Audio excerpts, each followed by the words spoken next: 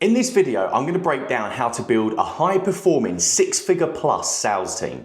This video is going to be useful for you if you're a business owner looking to scale or looking to grow your sales team now, or even if it's just to check to see if your team is optimized as much as it should be, or it may even be that you're a salesperson looking for what business owners might want to see to help you land your next big sales role. We're going to talk about how to find low base or commission only sales reps, where to find them, how to interview them, how to reduce churn rates, and then how to ramp them up into hitting their targets regularly. Now, not everyone is ready or even wants to build a 6 or 7 figure sales team, right?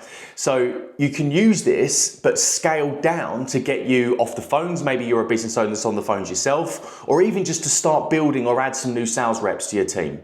Before looking at recruitment, one thing you need to ensure is that you have a proven offer. I can't stress enough how tough it is to even recruit a sales team if you haven't got any stats to back up your claims and show them what they could potentially earn. Or you might even not even know what actually works yet, which means that you can be bringing people in, you can bring in a salesperson if you're paying them a base, or most people are going to be looking for commission only, but you're paying them money if it is a base based on something you don't even know if it's work because your offer's whack. Or, like I said, if it could be commission only and they're not making any money, all that's going to happen is you're going to have a high churn rate. We really want to reduce that churn rate as much as we can, which is normally one of the biggest issues that a lot of high ticket offers and service-based business owners tend to have when they come to us. That's normally one of their biggest problems. Now, you probably know we actually are a sales recruitment agency, so we have a much lower churn rate with sales reps just because we know what we're looking for, we know how to avoid it. What I'm going to show you in this video is exactly what we do, or what we use, the strategies we use to find our top talent, which is why our churn rate is much lower, which we'll get into that in just a second. Now, firstly, let's get into where to find reps. But before we do that, we're trying to build this channel to help businesses and sales reps get what you want, which is more money. So you can support us by subscribing and liking the video, and it will be really, really appreciated. Also, if you are a business owner looking for help on how to build a killer sales team, stop the ad spend wastage by either not closing well enough or just not having the team to even reach out to a bunch of your leads, then there's a link in the description below about how you could potentially book a demo to see how we might be able to help you. Also, if you're a sales setter or a closer and you're looking for placements, again, there's a link in the description below how you could submit an application to join our hub of remote sales reps looking for placement. So, where to find reps? You've got a couple of options here. So number one, you've got your old school recruitment, you've got your Indeed, you've got your LinkedIn, etc. You've got Facebook groups as number 2, you've got paid ads as number 3. Number 4, you've got word of mouth, and number 5, you've got to hire somebody like us. So the old school way of recruiting does work. But the issues you're going to face with it is that you're going to put your ads out on Indeed or whatever, you're going to get a ton of applications, which is fine, but it's super time consuming. And a lot of the guys on those sites are already in roles, so they're just looking for potential better offers. They could be just sort of like tire kicking. Some of them have long notice periods. They might not have the experience you're after. Because it's a hub for everyone looking for jobs, it's not really niched down to what you're looking for. You're going to have admin people, you're going to have sales people, you're going to have management, you're going to have everything there. Now, the next way is looking on Facebook groups. So if you search on Facebook for Remote Sales UK, for example, you're going to get a series of groups, you're going to get sales reps looking for roles. The issue is with this is, although you can find actual salespeople looking for new roles, and it is your target audience in there, it's really, really competitive. And unfortunately, there is a load of rogue businesses in there, so trust levels are really low. So we've always found recruiting directly from groups, we've had a higher churn rate as there's a low patience level to get up to KPIs and stuff like that. But we also have a low interview to job placement ratio, because we can tell normally pretty quickly they're not quite right. Mainly as it's a low barrier to entry. Any old sales rep can just join a Facebook group and they can sell themselves as a killer rep. But it's definitely worth having a look on there. There's some still really, really good talent in there. But if you are looking for a higher quality, it may not be the best use of your time. You might need to do a little bit of digging in there. So the next, and one of my favorite, is actually Facebook and Instagram ads. So barring working with us, it is probably my favorite and my go-to to find talent really quickly. The next, you've got Facebook and Instagram ads, which barring from working with us is actually probably my favorite way to go to suggest to a business owner to find talent quickly. So you can run ads, which is really cheap. I don't know if you've ever run ads for recruitment before, but you can use meta lead forms as well, which means that you can easily qualify and disqualify as well. So you can set the ad up so they quit the application if they don't answer a question in a certain way. It's going to cost you a little bit more money, but it will save you a hell of a lot more time down the road with interviews and headaches with hiring the wrong talent, etc. Just got to make sure you know what you're looking for and you qualify them in the right way. Essentially just like a lead with your lead gen when you're generating your normal leads. So next up is word of mouth, which again, really, really good. It's an amazing way to boost your team because salespeople, they know salespeople. So it's worth asking your highest performers if they know anyone like that or anyone like them that might be interested in a role. It's tough if you don't have a high performing sales rep in your team to begin with. And also not everyone's gonna know someone, but it's definitely worth a shot. Finally, you've got working with us, which I don't want to turn this into a sales pitch, so that is what it is. So my biggest tip here is don't overhire. If you're looking for closers, you really want your closers doing 15 to 30 units themselves a month. If you're selling a 5K product, for example, then you're only gonna want 2 closers. If you've got 5 people like in the same roles, then they probably haven't got enough leads to earn the kind of money they wanna get to, and it's kind of capped. And the deals are going to be split over double the reps, so you've got 5 reps instead of 2, which means they're getting paid under half because it's spread out across a bigger team. So you're just going to have a load of reps earning average money, and that is going to affect your churn rate. You're going to have a high churn rate. But then also hire more than one. So whether it's a setter, closer, or an end-to-end sales rep doing the closing and setting themselves, because then what will happen there is you'll know if it's the offer, you'll know if it's the lead, you'll know if it's the reps, the actual sales rep themselves is not working. So kind of think of it like a split test. You'll just know if one or the other's weaker. Best case scenario, you're going to end up with 2 absolute superstars. So if you've got one that's not necessarily performing, you know to train them or you know to cut them. So now we've identified talent. So the next steps now is to optimize your interview process. We don't want to just interview everybody that applies for your role. So the first steps here is to have them send in a real quick video. You can use Loom, you can use just their phones and just get them to host it in like a Google Doc or something. But get them to introduce themselves very, very briefly and make sure you let them know it is briefly. We don't want 10-minute videos. Explain their sales experience, but also why they want this role. Because you're going to get a feel straight away for who's good, who isn't, just by how they present themselves and stuff like that. So the ones that kind of pass that test are then invited to an interview.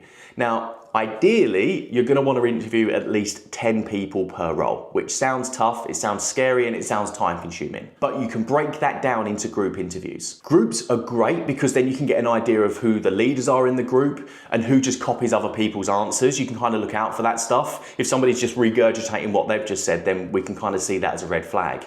But almost always the one that takes charge and details themselves first is going to be the strongest candidate. And a great way and a great question to do this, I can't remember where I heard this, so massive apologies to the person whose content I've just stolen here, is to ask each member who they think is the strongest candidate other than themselves.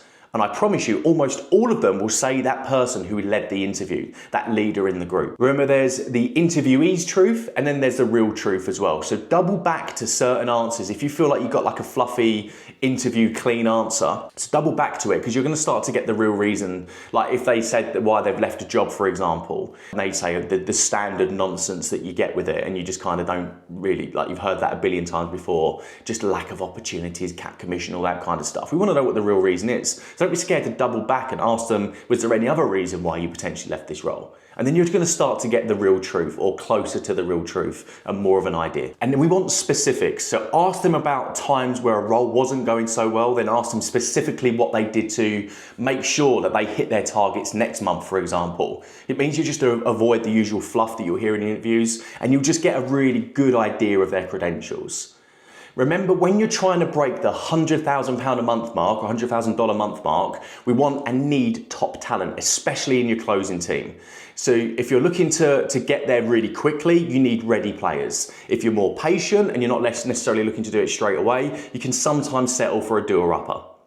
After the interview, you're then going to want to do a role play call. This isn't just the final hurdle just to see if they pass this test and all that kind of stuff. What you're actually doing here is you're getting a really good idea of what their strengths and weaknesses are. So test them on it a little bit because now you're going to know how to train them moving forward to get them off the quickest start possible. And one of the biggest mistakes that I see, and I get why it happens because of resources and teams normally aren't as big as what they need to be, but it's what's killing you most is your lack of training. Your reps need hand-holding, especially at the start, even still moving forward, because these guys essentially pay the bills. If they aren't performing, you're not earning and you're not paying your staff and it's causing you all sorts of troubles and stress that you don't need. So they need training daily.